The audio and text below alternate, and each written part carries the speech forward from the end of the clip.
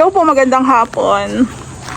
So update po tayo dito sa project namin sa Phase 3. I-shoutout ko lang po ulit si Ma'am Narhuda Mashud. Ayan.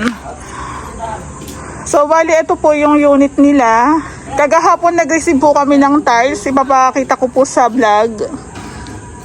Tapos ito po yung magiging setup namin ng front extension. So, konti na lang po yung CHB na natira. Kagahapon po, halos hindi kami nakagawa kasi nga ang lakas ng ulan, hihinto, ayan na naman. Tapos yung status po pala ng buhangin natin is 3 mini dam na po ito. 3 mini dam na buhangin na i-deliver na po lahat. So, possible kasya na po ito, pero kung kukulangin kami, baka mga 1 elf na lang. So, ganun po yung aming tansya. So, kagahapon, halos nasa 2 to 3 CHP pa lang yung nailagay. Pero ngayon, natapos na po nila yung side na to. Ayan po. Sa kabilang side, wala pa. Open pa. So, kung may unit po kayo sa Lumina o sa ibang subdivision, mas maganda po talaga unahin nyo yung extension. Unang-una, malaki po talaga ang gasto sa extension, tsaka mas matrabaho siya. Pero ang kagandahan po nito is safe na po yung inyong property line o yung pinaka-extension nyo. So, ulitin ko lang po, sa isang Angeli SF o Armina SF, nasa 400 plus ang magagamit nyong CHB. CHB po siya. Tapos, yung rami po ng bakal na poste is ang sinusundan po natin dyan is yung pinaka-plan neto. Kasi po, may plan po ito galing sa engineer na gumawa ng blueprint. So, kung ano po yung nakalagay doon, yun yung sinusundan natin. So, thank you nga po pala. Shoutout ko lang si Sir Joel Escoto ng Phase 5. Kanina po nag-meet na kami. Ang unit niya po sa Phase 5 is Angelic Tan House na NLAT, 60 square meter po. So ayan sir, thank you po kasi sa kami yung napili nyong mag-renovate ng unit nyo or gumawa ng unit nyo sa Phase 5. So ang tanong ni sir, ma'am, yung lalim po ba ng puting is okay po ba yon? Sa ilalim, yung lalim po ng puting, sinusundan po namin yung nasa plan. Kung ano po yung nakalagay sa plan. So, kung request ni sir na laliman, okay lang din naman po yung kasi labor lang naman kami. So, mag-a-add lang po siya ng materyales. Siyempre. Pero kasi yung pinaka-extension naman po natin is hindi naman po ganon kalawak o kalaki. Ito nga po, parang nasa 2 meters lang, pero ang dami niyang poste, diba? Ang dami niyang poste. Ayun. So, pwede naman po yun. Pwede nyo i-request sa amin kung gusto nyo laliman. Pero ito pong lalim natin ng puting is standard na po yan. So, meron po tayong 12 na poste dito. Back and front extension. So, nagawa na po nila yung pinakataas. Sa vlog po pala, may nagtatanong, bakit po naglagay pa ng pader? Mas maganda po may sarili kayong pader. Siyempre, pader po to ni kapitbahay. Ganun po talaga. Dapat may sarili kang firewall. Ayan. So, bali, ang gagawin naman po nila is yung para po sa poste. Ayan. Nire-ready na po nila para bukas. Pwede na silang magbuhos. Ayan. So, until now, meron pa rin mga tubig. Diba? Ayan. So, meron na rin po tayong biga para dito sa side na to. Ayan. So, nailagay na rin po nila yung para sa poste, para pang nagbuhos bukas. Ready na. Ayan. So, imagine, nagawa na po nila yung ganito. Simula nung 2-3 patong pa lang ng CHB, halos natapos na po nila. So, sila nga po is skilled lahat. So, isa lang po, sa house makeover po, isa lang po yung aming pinaka-helper o labor. Wala pa nga po siya dito. Bali, kasama siya ni Kuya Joan. Ayan po. So, lahat ng mga lalagyan ng para sa poste, ayan, inaayos na nila.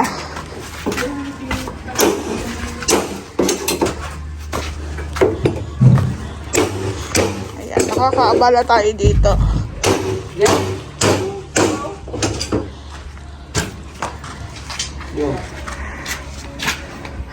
So, kaya po sa amin, huwag magtaka yung iba kung wala pang 10 days, halos nagawa niya na. Kami po kasi is meron na po kami sinusundan na hakbang o pamamaraan sa paggawa po ng isang Angeli SF o isang Arvina or Athena. Kumbaga, sabi ko nga sa inyo, nakukuha na namin yung common sense kung ano yung uunahin, ano yung ihuhuli. 'Di ba? So, mapapansin nyo sila yung bahala sa asintada, palitada. Pagdating naman po sa pintura, iba rin po yung in charge doon. Pagdating rin po sa tiling works, iba rin po yung in charge doon. So, yun po yung sinasabi ko sa inyo na sa house makeover po, toka-toka po kami ng gawa. Ako po hindi ako gumagawa, pero ako po lahat nag-aasikaso ng materyales. Ako po yung nagpo-post. Ako po yung nagbablog. Ako po yung nakakausap nyo sa page. Kaya, doon po sa mga nakakausap ko na sir ng sir, ma'am po ako. Ma'am po ako. So, kagahapon nga po pala, yung tiles nila sir is na-deliver na lahat. Ang kulang na lang po dito yung tiles para po sa kusina. Yung sa lababo po, tsaka sa backsplash, yun na lang yung kulang. So, bali, ito po is nagkakahalaga ng nasa 81,000 to 82,000 na po siya. So, mapapansin nyo, sobrang daming tiles adhesive. So, ayan po yung pinaka paraan namin pag nag-i-install ng tiles. Dahil labor lang kami, hindi po talaga namin tinitipid sa materyales. Ayan. So, kahit ginastusan mo yung unit mo, hindi po yan natipid sa materyales. Sa likod pa lang, sobrang dami ng poste, diba? Ayan. So, naka-ready na po ito. Ito yung gagamitin namin sa flooring, sa labas. Ito yung floor tiles ni ma'am sa may, front extension. 40 by 40, mas prepared namin. Tapos, ito po yung sa hagdan na 20 by 100.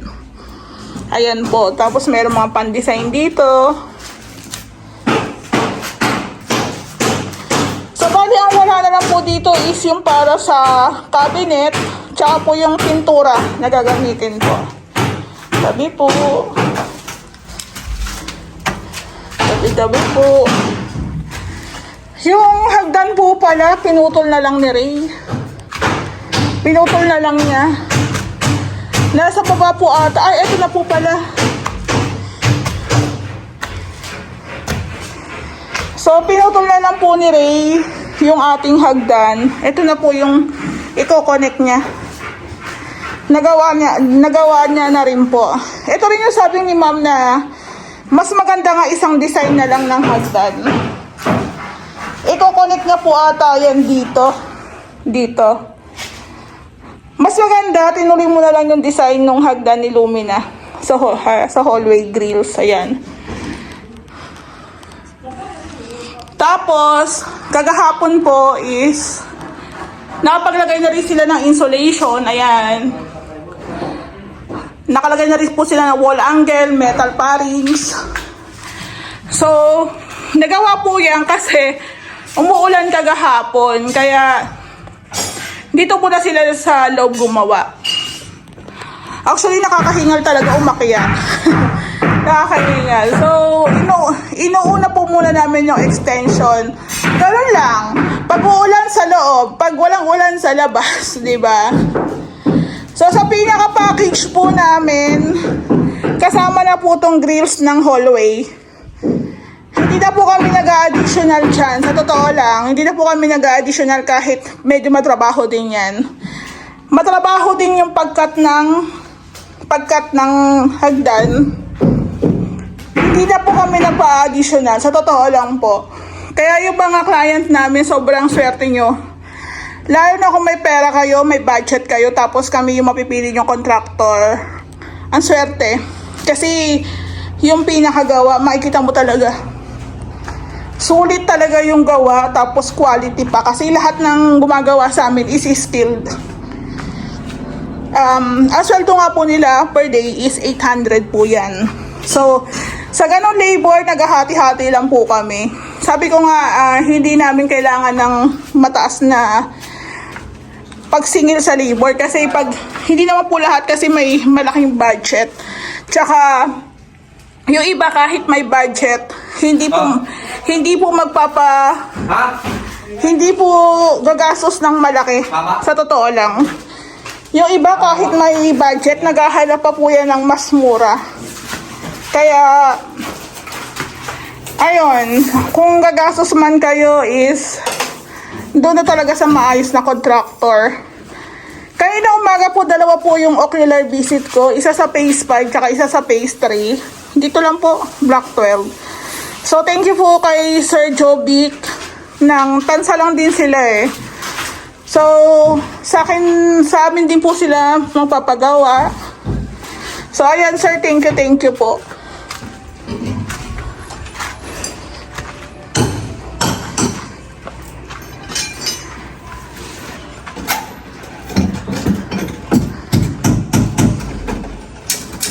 So, ito po yung mga ginamit namin dito sa may harapan na mga forma. Yun naman po yung gagamitin nila dito. So, if ever kulangin, hintayin nilang matuyo, then lipat-lipat lang para hindi rin kami kumain ng masyadong maraming kahoy o materyales. Kasi pagkatapos yung gamitin yan, wala na rin kayong paggagamitan. So, sayang.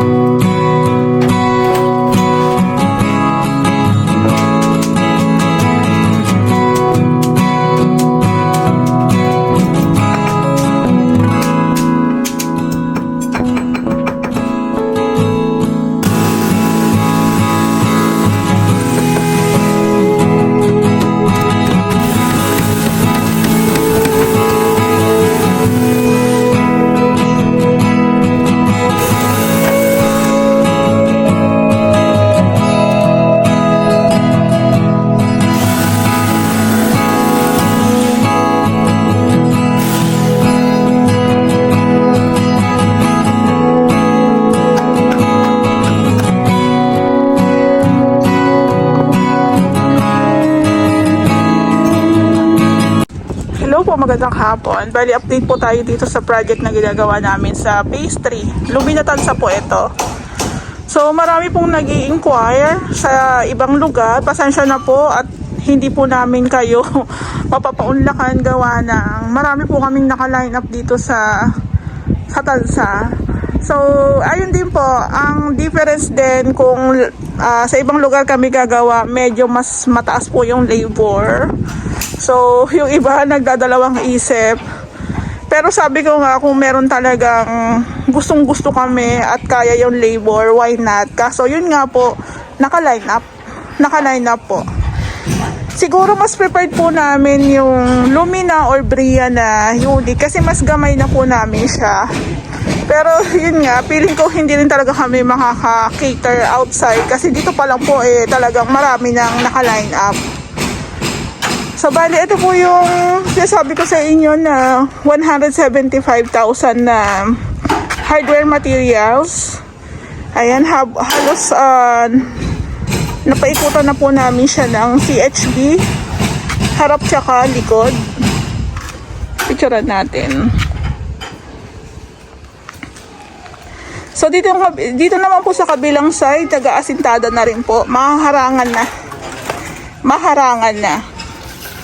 Actually, sinabi ko to kay Ray kagabi na etong side naman ang gawin para safe na rin yung mga materialis dyan sa unit ni ma'am. Ayan, may harang na. So, ulitin ko lang po yung pinaka-height po nito is 150 cm. Yun po yung required lang ni Lumina. Bawal pong sumagad o bawal pong mas mataas pa. Tapos dito naman po sa harap, 75 cm naman po. Bawal din pong sumagad kasi baka hindi na matuloy yung paggawa nyo kung hindi po kayo susunod sa height requirements po ni Lumina or ni Bria. So, konti na lang po yung 450 natin na CHB. Ayan. So, gagamit pa tayo niyan para dito sa may drainage. Tsaka dito para sa may paglalagyan natin ng dalawang bintana.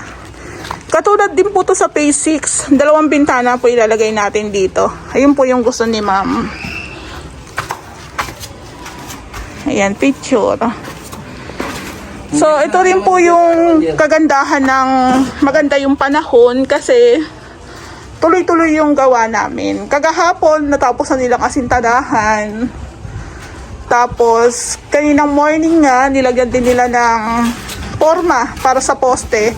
Tapos, nakapagbuhos na po sila. So, sa amin po, labor lang, hiwalay ang materyales. So, sa isang bagsakan po ng order ng materyales, meron na lang tayong po mga iilan lang na pahabol. Halimbawa, baka kulangin na lang po kami dito ng mga isang truck na lang na buhangin or 10 bags ng semento. Ganun na lang. Pero pagdating po dun sa mga bakal, compute na po namin yan kung ilang bakal ang magagamit. Ayan. So, doon po sa mga may unit ito sa Lumina, Tansa, lalo na buong unit po yung ginagawa namin. Nakita nyo to, yung mga kahoy na yan, once lang magagamit. So, ito, kahit abala sa akin, mas gusto kong ipasalo sa next client. Kasi nga po, bukod sa mas hindi na kayo gagastos ng malaki sa kahoy, pwede pa siyang gamitin. Kasi once lang siya nagamit eh. Tsaka ito po, matibay po to. Matibay po itong pinolik board. Hindi agad siya nagiging sagi o nasisira agad.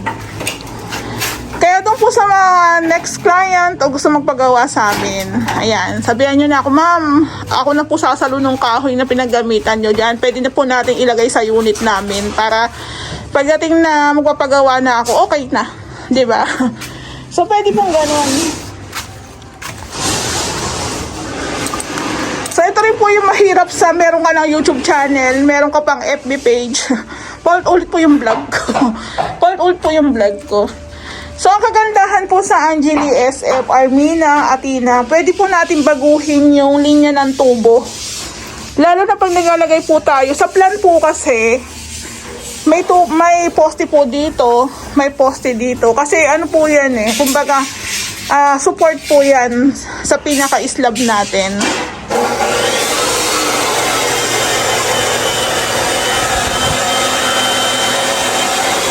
So, dito po is meron tayong 3 poste sa likod. Meron na rin tayong nakasetup na beam. Ayan. So, pagdating naman dito, 1, 2, 3, 4, 8 po. 8 po na. Kung magpapagawa po kayo ng unit at meron po tayong permits, meron po tayong blueprints o AutoCAD, sundin po natin yung nakalagay doon. Lalo na yung mga poste-poste na yan. Kasi nga po, pundasyon po yan eh. Diyan nakasalala yung tibay ng slab natin. Diba? So, kung iilan ilan lang yung poste mo at hindi mo sinunod yung plan, nagtipid ka, nako, kabahan ka na. Kabahan ka na, di ba? So, ito po, sinusundan po namin yung kung ano po yung nakalagay sa plan. Ayan po.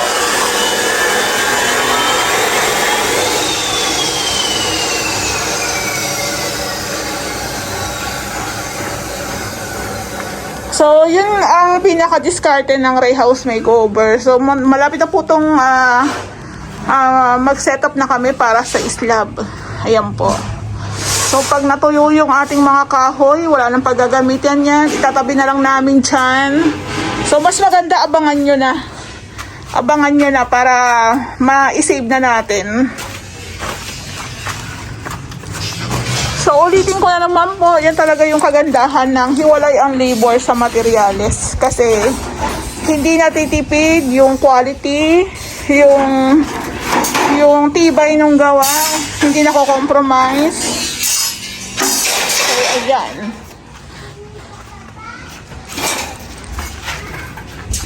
Ayan, konti na lang, oh. Tataas na yan.